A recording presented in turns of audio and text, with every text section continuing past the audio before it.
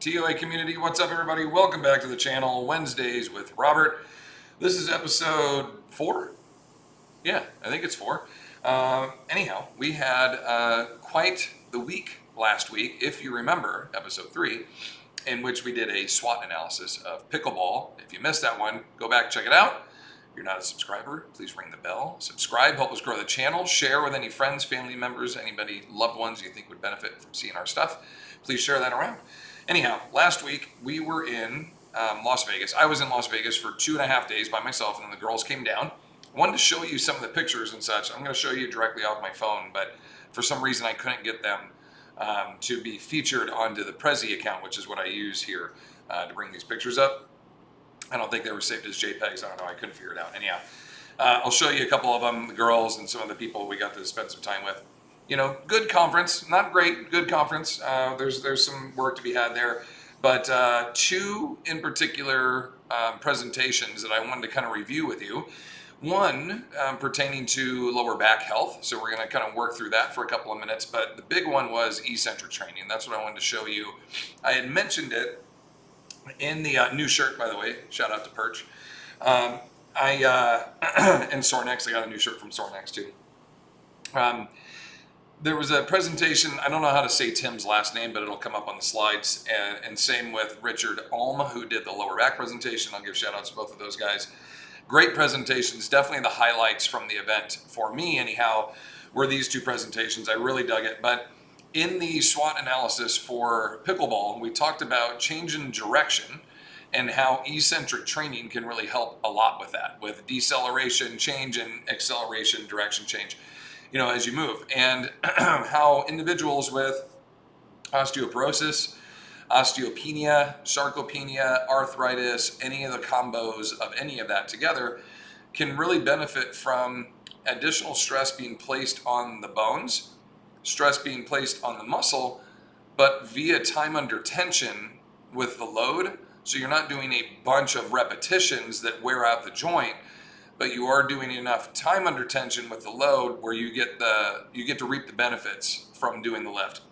So an example would be a lightweight, as fast as you can, 3 sets of 20 would give you 60 total reps, right? Where a heavier weight with a 3 or 4 second negative or eccentric stretch with a 1 or 2 second concentric coming up, but you're only doing 3 sets of 10, right? Well, now instead of 60 reps, I only have 30 reps, okay? And because I'm not doing them fast, I'm not going to wear out the joint as much via big stretch reflex, etc. So I think there's something to be said there, especially for people early on. The only thing that we need to concern ourselves with eccentric training is that it works really well, okay? And the reason I use that as a warning is if you do eccentric training on every lift, all your lifts, all the time, people are going to be really, really sore and or will become injured because it is a very stressful way. It can be a very stressful way to train. Now, this is as with anything that you do in the weight room, anything that you do in any kind of physical fitness environment at all, anything, if you overstress it or overdo it, there's a risk of injury. So it's not like there's a higher risk of this. There isn't, in my opinion, and what the research says, it actually is pretty damn safe. However, if you do it to an extreme or do it on everything, obviously, you know, there's some stressors there. So, NSCA National Conference, Las Vegas, July 12th through 15. Good event, not great, okay? Not here to do a huge review on the event itself necessarily. My favorite event all time, 2017 Personal Trainers Conference in Jacksonville. It's a very high bar. It was an amazing event. It was a great environment, great facility. Everything was affordable. The speakers were phenomenal. I was by far the worst speaker there, and I feel like I did a pretty good job, if it says anything, to the caliber of speakers that were there. So I hold everything to that event, and when I look at this one, and I'm like, it was like a 6 out of 10, you know, of that one being a 10, this one was fine. It was okay. Anyhow, moving on from that, Richard Alm. Okay, Richard Alm, as I found out, was a hammer thrower, and I think that's why he and I clicked so well. His wife, oh God, I forgot her name, super sweetheart, one of the original female hammer throwers in the U.S., like started everything off in 2000, 2004, Olympian, like Julie. Julia, I think was her name. Super, super great couple. Anyhow, Rich's talk was awesome. I loved it. I connected with them right away. Throwers connect. Throwers meet other throwers. It doesn't matter how far you threw, who beat who, all that stuff goes out the window. There's an instant respect for the fact that you threw something heavy far, and I did too, and we both love that. And there's the bond, okay? So throwers right away connect. Even javelin throwers, a lot of respect for them, even though they're not throwing a weighted implement or a heavy one. Everybody's like shot put, discus, hammer, weight. And then the javelin throwers are like high jumpers that couldn't make it. That's not true. They're throwers too, okay? And my wife's a javelin thrower, by the way. So Rich's talk really connected with me, number one, because these are 7 really good, suggestions. He talked about the simplicity or the basicness of each one of these, but also kind of dived into the more details, if you will, of each one of these. And some of the visuals that he had were fantastic. So I did video screen grabs. I'm going to show you a couple of these as we go, but I really liked this as it started with do less back squatting, do more front squatting. Now that could be barbell front squat, but he talked a lot about the goblet squat, and I'm a big fan of goblet squatting. And then on the heels of that, it was actually do less squatting, do more lunges or split squats. And so then he kind of looked into that technique, and it was like, okay, if you're going to do this one, back squat, well, a goblet squat would be better, a front squat. And that one, a split squat would probably be a little better. Gave lots of options and information as to leverage-wise how difficult the lower back is, or how difficult in a back squat, how much lower back is kind of exposed and made vulnerable. And in the front squat, it's a little less, more emphasis placed on core strength. The positioning's a little bit different, and also you just can't lift as heavy. Most people can't front squat nearly as much as they back squat, unless they're trained in the Olympic lifting style formats, and even then, usually they back squat more. But then looking at the specific leg strength of being able to go to a split squat, see the strength there and go, okay, I can lift even less load in the split squat, but still get and reap some pretty good benefits in training with that. So we're trying to reduce like the amount of vertical stress and load pressure put on by big load, but still maximize my ability to train and create a hypertrophied response, a muscular growth response. In a split squat, we can do that, via positioning with a moderate amount of weight, not an extreme amount of weight. And I think that's where a lot of the benefit for the spine, kind of comes in. So got into that a bit. Getting out of the sagittal plane, working into the transverse and the frontal plane, multi-directional components. We're very sagittal individuals. Everything that we do is kind of straight ahead of us. Rarely do we do anything from side to side or twisting, in that, unless we're a little more athletic. But the regular everyday person, it's pretty much everything straight ahead and straight down and then straight back up and then straight ahead. Kind of everything, life is happening in front of us, so we don't really train a whole lot of other directions, which means when we do have to move in one of those directions, usually our back doesn't handle it all that well. So developing core strength, mobility, ability, stability, and capability of all the abilities of being able to, locomotively move and manipulate our body into different directions, okay? Put the barbell down, I love that one. Like I'm such a fan of getting out of bilateral based lifts, as I think there's a lot to be achieved through unilateral lifting. And the reason for that is you can manipulate things unilaterally in a contralateral position, an ipsilateral position, from high and low, from short to fat to, my point is like you can manipulate this and train it in all these different angles when you're doing one arm and then the other one, versus I'm stuck to this barbell or this sandbag and I have to do this bilateral lift that's pretty even, pretty square, very sagittal, right? It's very difficult to manipulate a bar in multiple planes, and or to not do something called bilateral dominance, which is when both hands or both legs are engaged to do a lift, but the dominant leg ends up doing more of the work, even though maybe to the naked eye it looks like both arms are equally working as hard, 50-50. It can be like 65-35 or 70-30. Like, we're pretty good at kind of tricking the body and the mind into seeing what we want it to see in this case. And basically the bilaterally dominant side just continues to be dominant.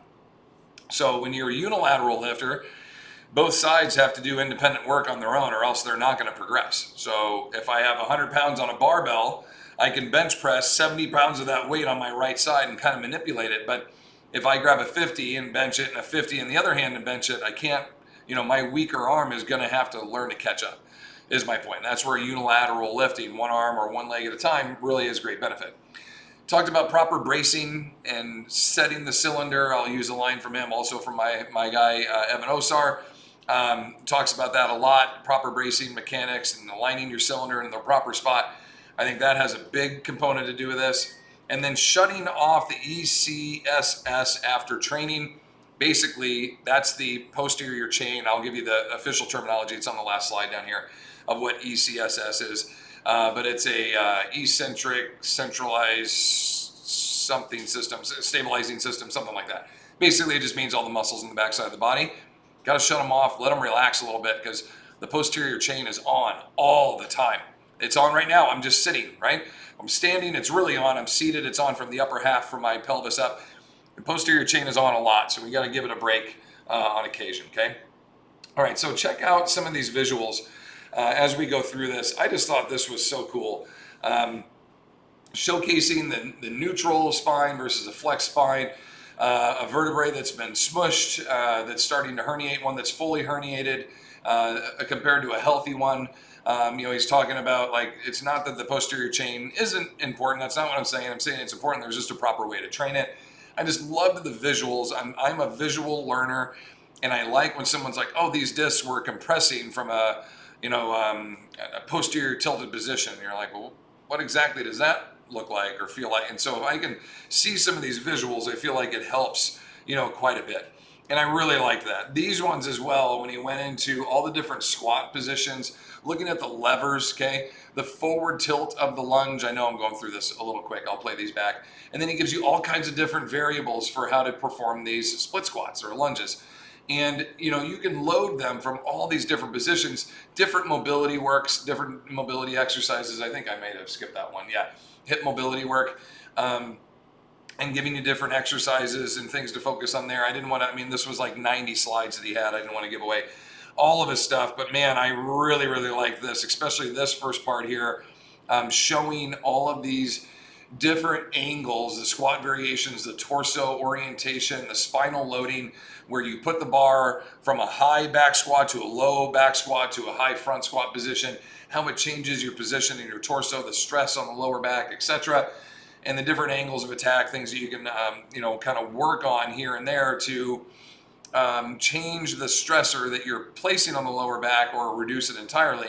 And then when we looked at the lunge, kind of that old school, 50-50, which probably up to about 2 years ago, I was super, I don't know if you want to use the word guilty, but we really encouraged all of our clients to stay perfectly vertical like that. And my goal was, hey, let's work on hip flexor eccentric strength on the descent coming down in the split squat, which isn't a bad way to lunge. I don't think there's anything wrong with staying vertical. It's just a little bit more of a quad dominant, style of split squatting, where when you do counter, and we call it a leaning split squat or a leaning lunge, when you do counter forward, it does put your body into a little bit more of an athletic position that is now kind of glute quad equal, if not a little bit more emphasis on the glute, but it's glute recruitable. And that's super important for taking health and care of your lower back, is getting a strong butt. I think I've mentioned it a few times that basically one of my big issues and why my back went out was, 105 slides you can see there, was that I trained legs as quads, hamstrings, calves. Glutes were not a muscle group. It was just lumped in with everything else. I'm training my butt when I squat and I deadlift and I lunge and I didn't do donkey kickbacks, clamshells, hip thrusts, glute bridges, foot elevated bridges, single leg, pistol squat. We just didn't do that stuff. It just, at the time, glute training wasn't a thing yet.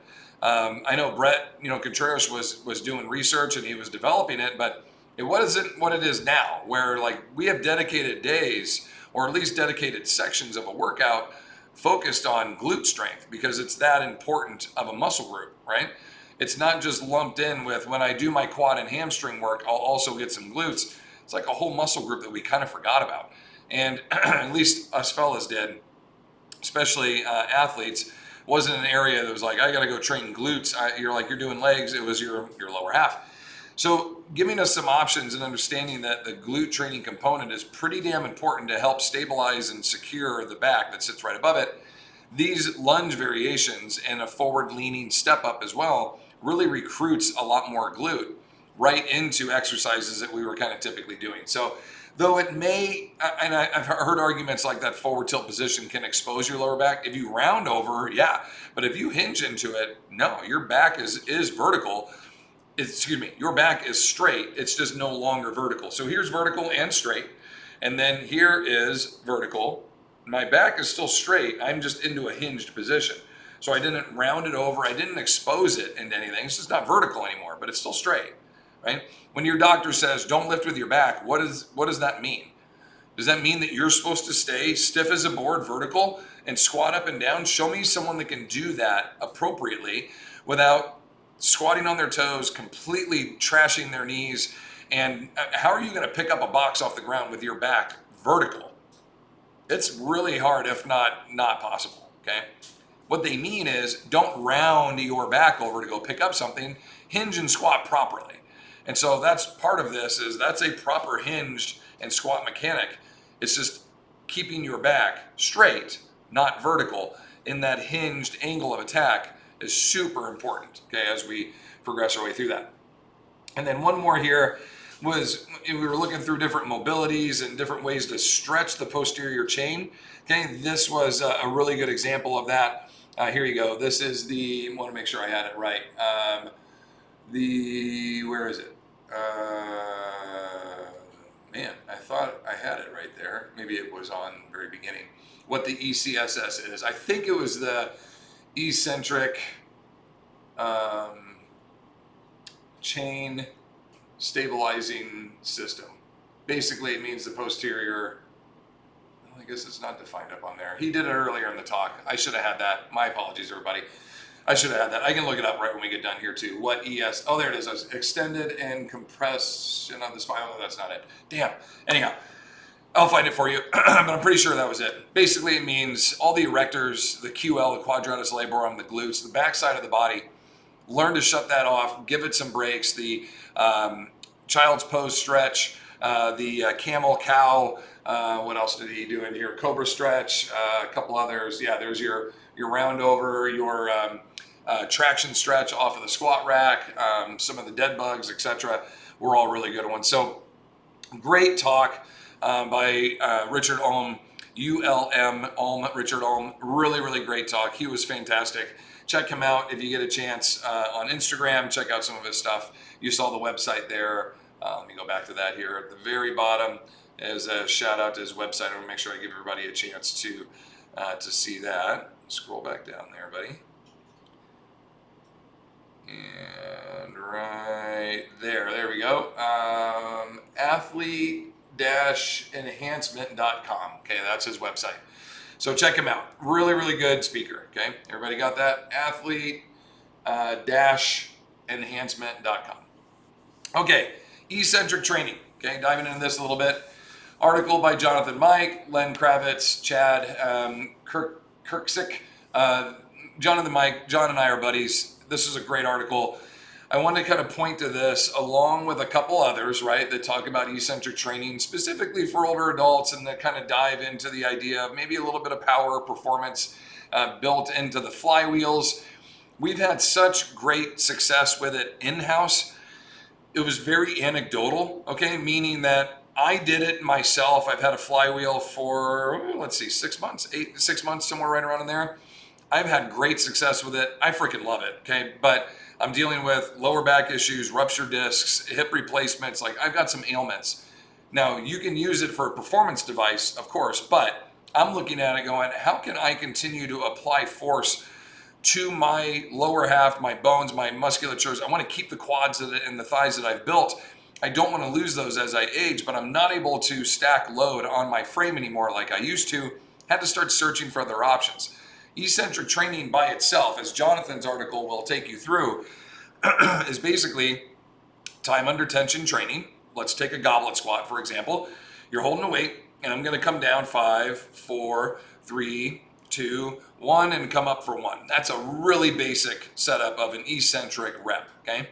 Other variations of that is you hold 2 weights, and you come down 5, 4, 3, 2, 1, and you put 1 weight down, and then you stand up with the other one. So you're coming up lighter, and then someone hands you that heavy weight again, and you come down with the heavy load, come up with a lighter load, down with the heavy load, up with a lighter load, right?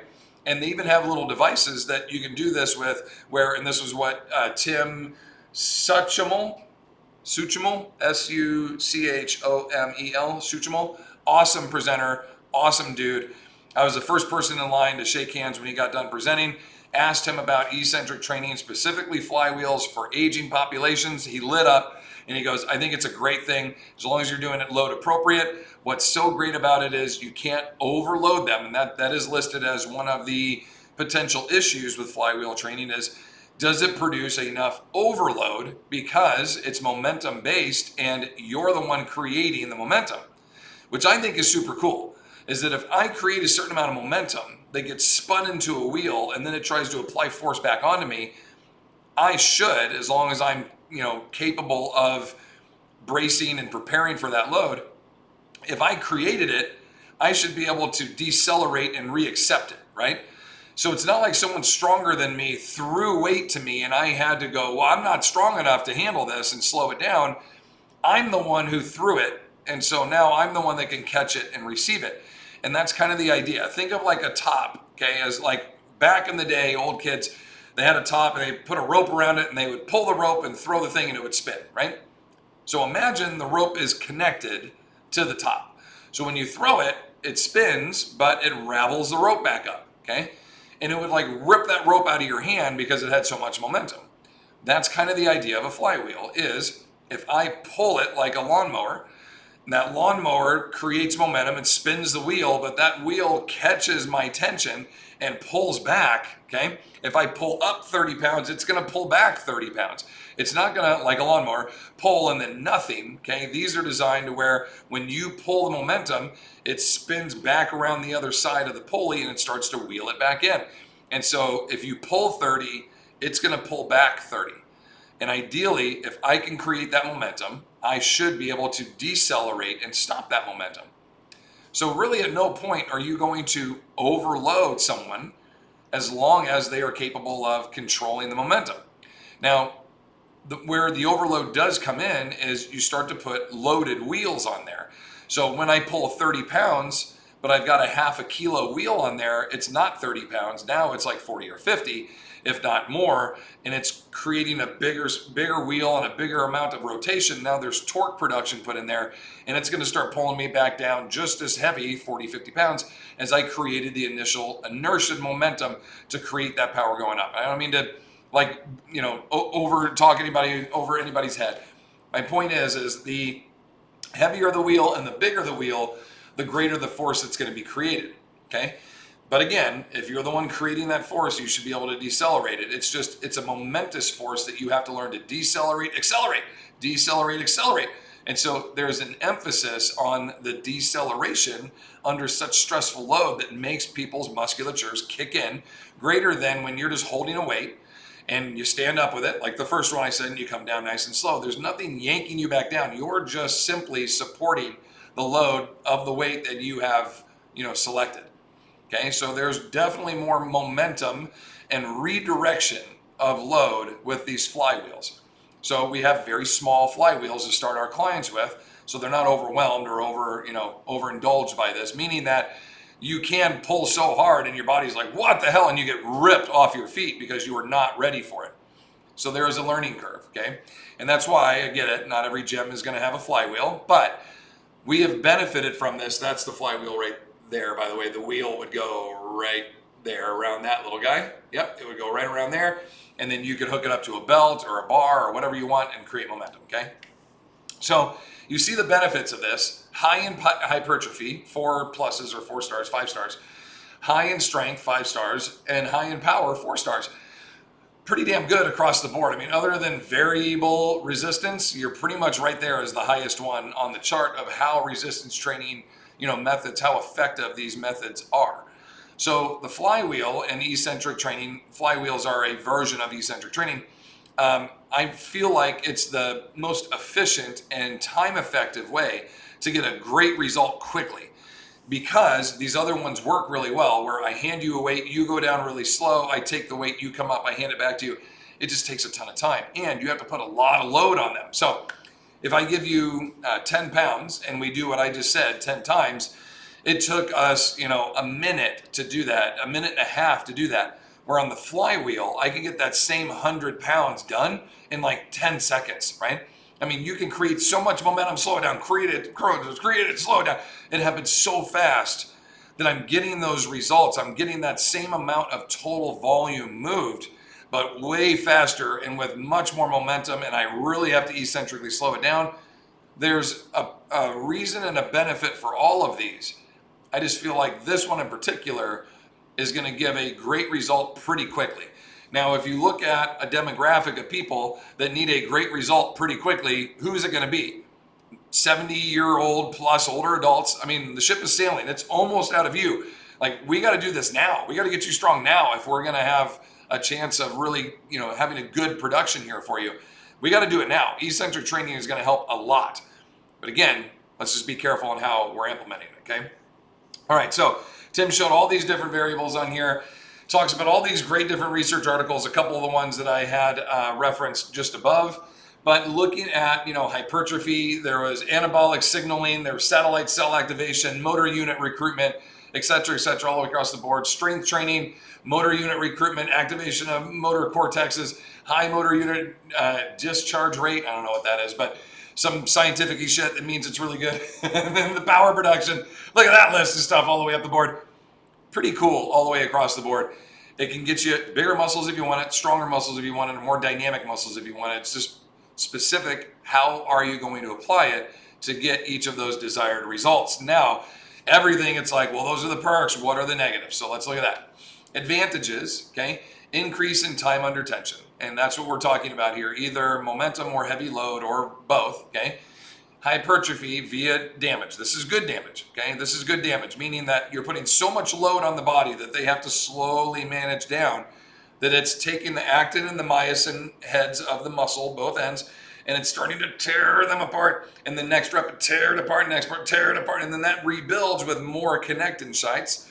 And that's how the muscle gets bigger, and you go from, a 14-inch bicep to a 16-inch bicep to an 18-inch bicep, and eventually 24-inch pythons, right?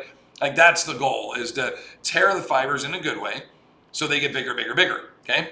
So that's hypertrophy training. Now, if you just want to get stronger, there's a way to use a certain amount of load that's not going to tear as much, as opposed to create stronger binding sites. So think of the first one as, we're going to do so much damage that each side of the muscle that handshakes in the middle, we're going to build more handshakes. And that's why the girth of the muscle gets bigger. There's more hands.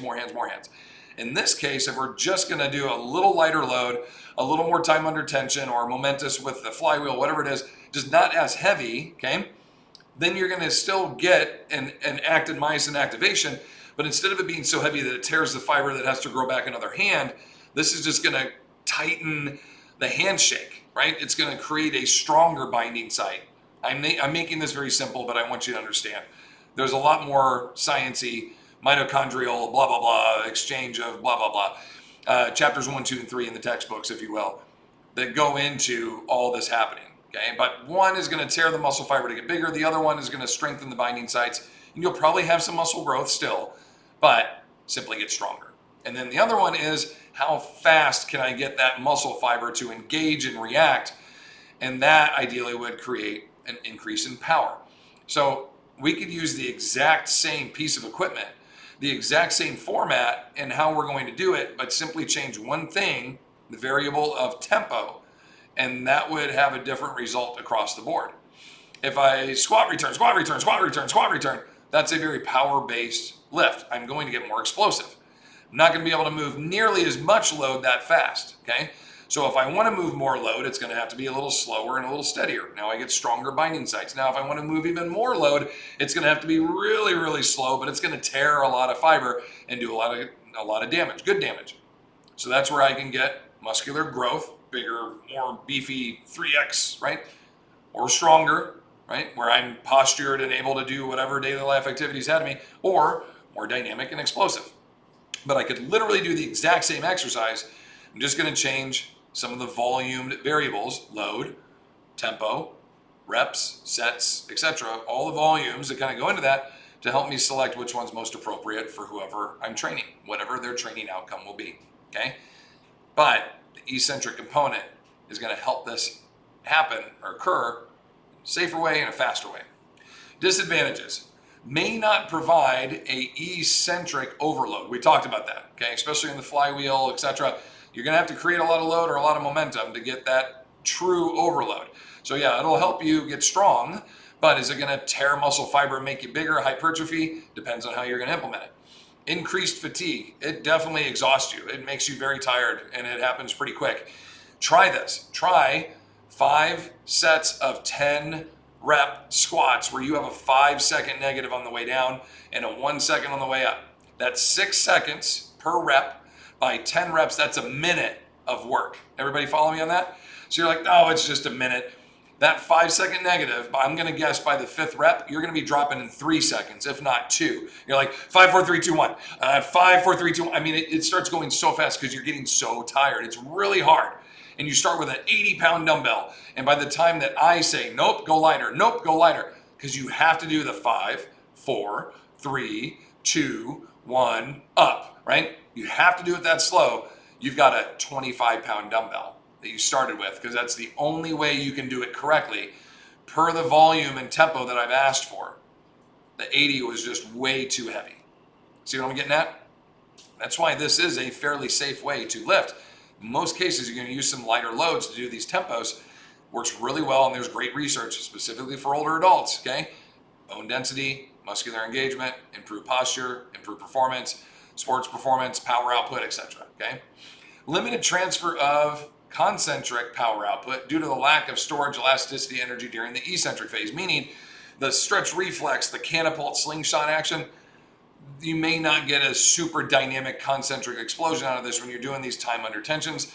That's where very different tempos and the flywheels can kind of come in, where you're like, hey, let's move this lighter momentous load fast and work on our explosive skills, but then do an eccentric heavy load tearing fiber cycle that's going to help us get really strong. And we undulate the training over a cycle in a period of time. Okay, I've been talking a while, 30 minutes into this. Hopefully we didn't geek out too much and kind of, zone you out on the ideas of eccentric training. Multiple ways to do this, great benefits to be had. Richard Olm and Tim Suchemol,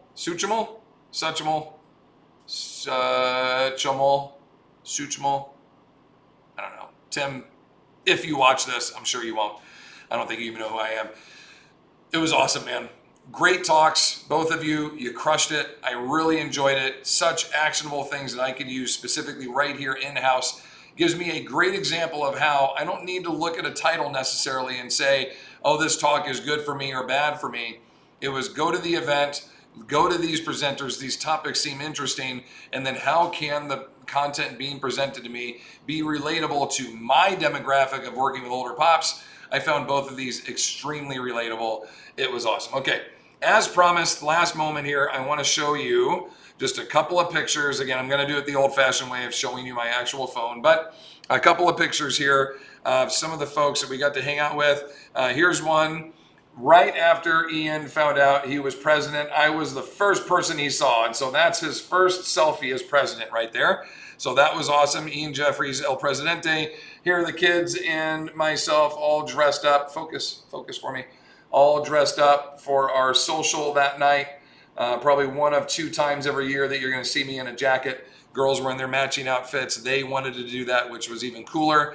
Here are the girls just getting into town by the fountain. Come on, focus for me.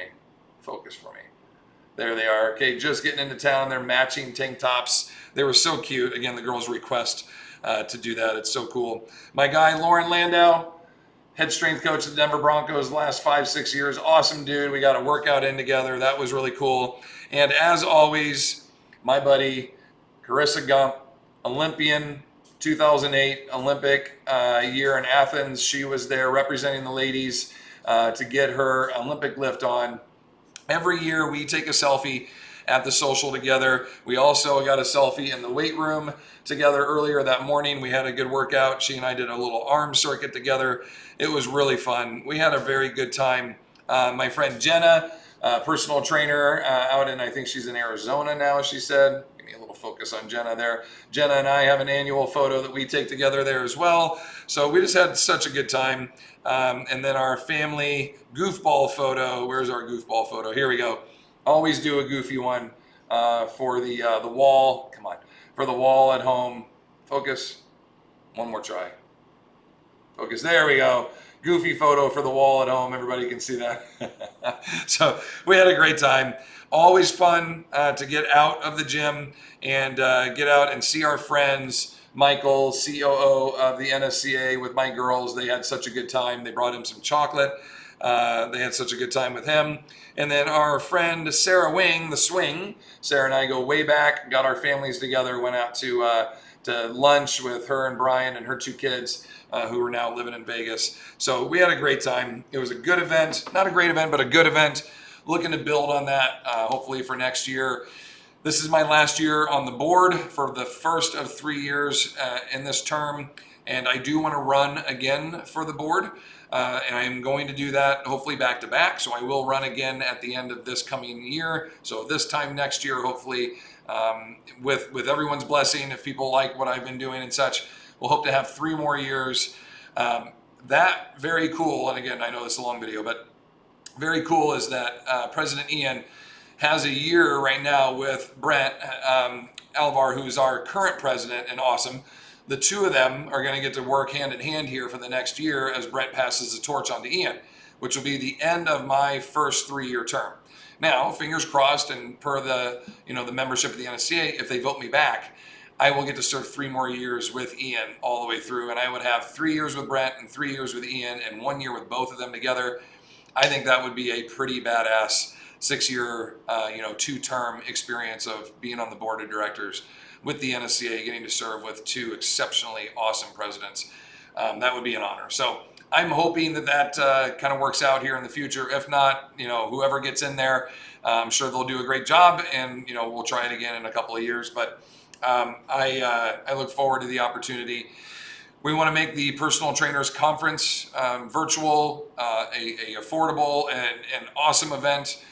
Even better than it's been in the past. We want to create and bring in an opportunity for in-person personal training events, more personal training tools and assistance via the NSCA to help bring that up, and just simply create better clout around the idea of NSCA being the gold standard for personal trainers. So there's my campaign speech, if you will, of what we want to do for personal trainers inside this volunteer position and this volunteer organization.